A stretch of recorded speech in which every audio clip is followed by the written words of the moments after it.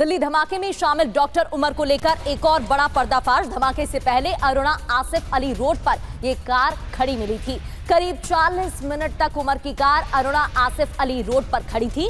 उमर ने अपना फोन 31 अक्टूबर को ही स्विच ऑफ कर लिया था।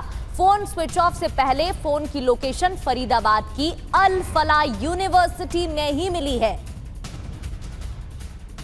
तो उमर के फोन में धमाकों के राज, कई सवाल खड़े हो रहे हैं। पहला सवाल यह कि 11 दिन तक फोन क्यों बंद रखा? 31 अक्टूबर को ही हमले की तैयारी पूरी रच ली गई थी क्या?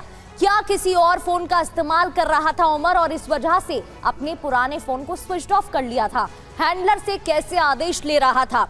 आका ने फोन बंद करने का आदेश तो नहीं दिया था, जिसकी वजह से फोन बंद कर दिया। बढ़ते हैं आगे, एक और बड़ी खबर। गिरफ्तार आतंकियों के मॉड्यूल में उत्तर प्रदेश के मंदिर भी शामिल। आतंकियों के टारगेट पर था अयोध्या, वाराणसी। बड़ी जानकारी, अयोध्या के लिए स्लीपर सेल को एक्टिव किया गया था।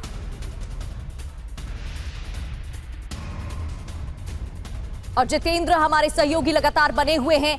जितेंद्र, ये बड़ी जानकारी निकलकर सामने आ रही है कि उत्तर प्रदेश के मंदिर भी इस मॉड्यूल का हिस्सा थे। जी बिल्कुल, देखिए इनकी प्लानिंग प्रगति अयोध्या के अंदर अटैक करने की भी थी। जो हमारे सोर्सेज ने हमें बताया कि लखनऊ, उत्तर प्रदेश के ऐसे कई जगह थी, ऐसे कई धार्मिक स्थल थे जो इनके टारगेट पर थे। इसके अलावा कई अन्य राज्य हैं जहां पर बड़े धार्मिक स्थल हैं, वो सब इनके टारगेट पर थे। इनकी कोशिश थी कि एक साथ सब जगहों पर ब्लास्ट किया जाए। प्लानिंग बहुत बड़ी थी, लेकिन समय रहते इनके बारे में जानकारी मिली। इस मॉड्यूल के बारे में J&K पुलिस को सबसे पहले जानकारी मिली, उसके बाद फरीदाबाद पुलिस के साथ शेयर किया गया और एक बड़े ऑपरेशन के तहत इस पूरे मॉड्यूल को बस्ट किया गया। अगर ये पूरा मॉड्यूल पकड़ा ना जाता तो आप समझिए कितनी बड़ी तबाही ये कर सकते थे। अयोध्या से लेकर दिल्ली, इसके अलावा महाराष्ट्र, कई ऐसे धार्मिक स्थल हैं जो इनके टारगेट पर थे और प्लान पूरा बन चुका था। उन तमाम जगहों की रेकी कर चुके थे, बस इनको आईडी बनाना था और ब्लास्ट को करना था। लेकिन उससे पहले ही समय रहते सभी के सभी पुलिस की गिरफ्त में आ गए और इसी डर से उमर ने भी पकड़े जाने के डर से जो विस्फोटक था वो अपनी गाड़ी में रखा और दिल्ली में आकर उसको ब्लास्ट कर दिया।